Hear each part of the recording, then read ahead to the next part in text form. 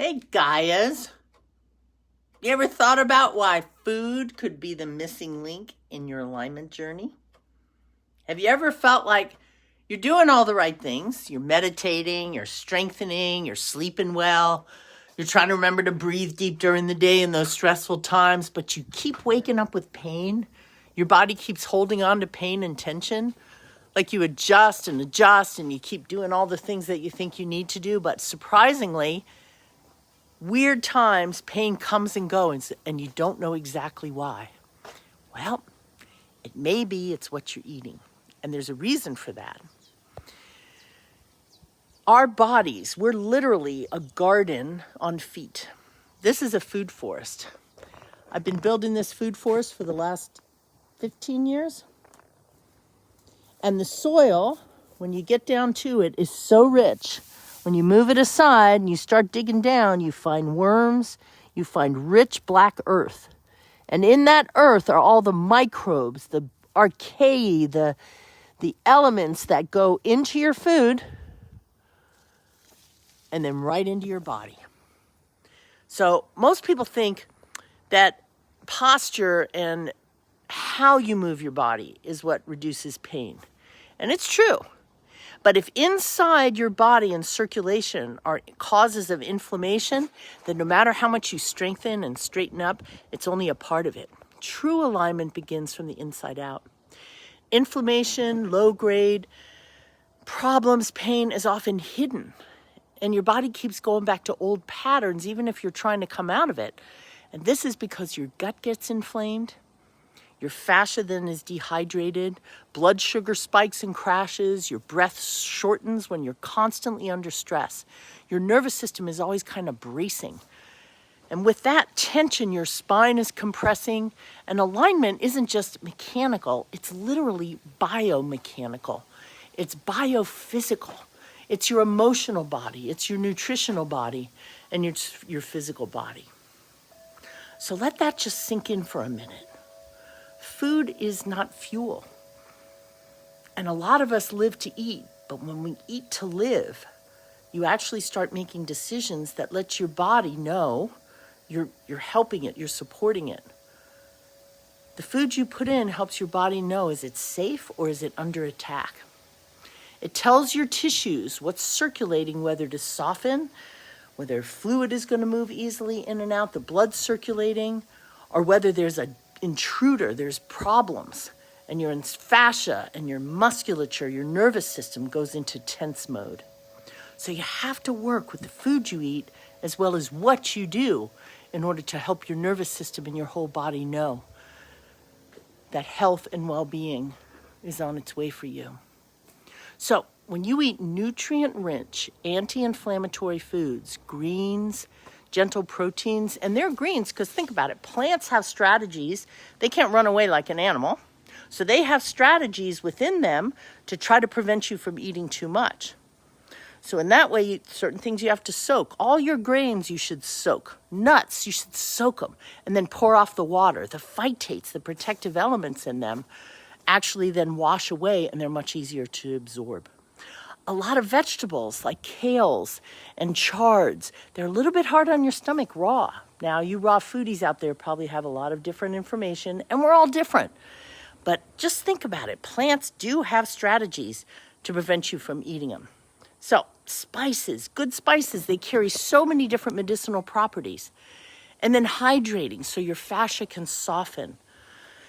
And when fascia is softer and you're more elementally less inflamed, your breath deepens, your jaw can relax, the spine can unwind. It's not magic, it's chemistry, and it's flow. So let's talk for a minute about the gut-brain-fascia loop. Your gut, your brain, and your fascia are in a constant conversation, and when digestion is disrupted or the microbiome is out of balance, you get tension, fatigue, brain fog, your posture collapse, your muscles aren't working well. The body protects itself by locking down when there's pain. And you may be working hard to stretch or strengthen, but if the internal terrain isn't balanced, your tissues don't trust the change that you're trying to bring to it. So you can do all the exercising and moving and walking and swimming, but if the internal environment and the biome, which isn't just in your gut, it's in your whole body, if that's not in balance, nothing can work well together. So we look a lot at food. We talk about organics, but sometimes even organics isn't enough. You have to think about, what is the terrain that my food is coming from? How healthy is the soil? Get to know your local farmer. Spend some time. Feed your gut biome. And I'll tell you for sure, if you're eating food that is traditional, especially the grains, they use glyphosate. They legally in this country can use glyphosate or Roundup to dry grains. Did you know that? So if a farmer spent, especially these big monocropping farms, even if they're organic, well, that's not true, I'll take that back. You wouldn't have glyphosate directly on an organic farm, but the larger conventional farms, if the rains come, they could lose their crop. So while they have a spate of good weather, they go out there and they spray glyphosate, because glyphosate doesn't touch human cells. It touches microbes in your gut. And that is still not well known how important it is. So those human cells aren't affected, which is why it continues to be legal to do this. They spray tons of glyphosate.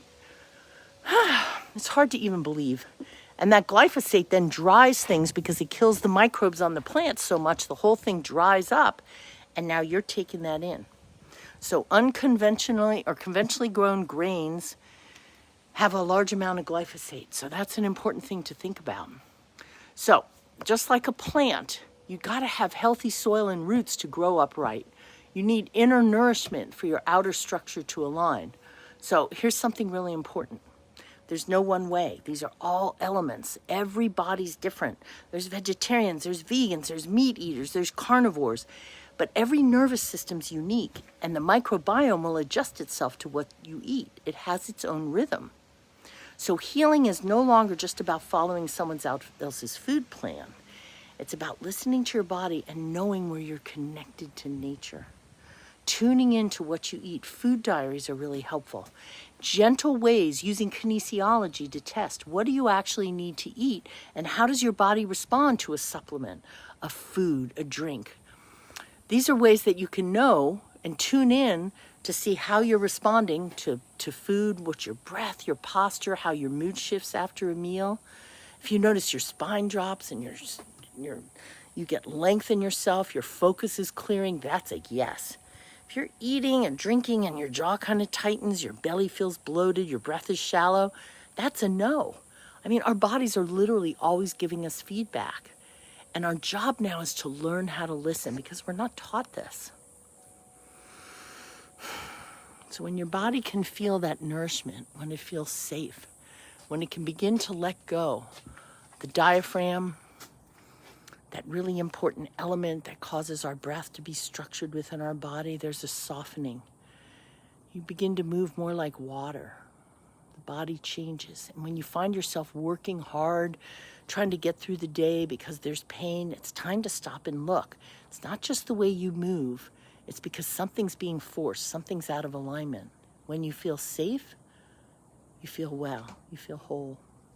So if you're stuck in a healing loop and nothing's quite landing, look at what might be underneath it and ask yourself, what am I feeding my fascia? It's such an important thing. What is my nervous system getting? What's my inner ecosystem feeling? Am I nourishing it? Because food might be the medicine that lets everything else finally work.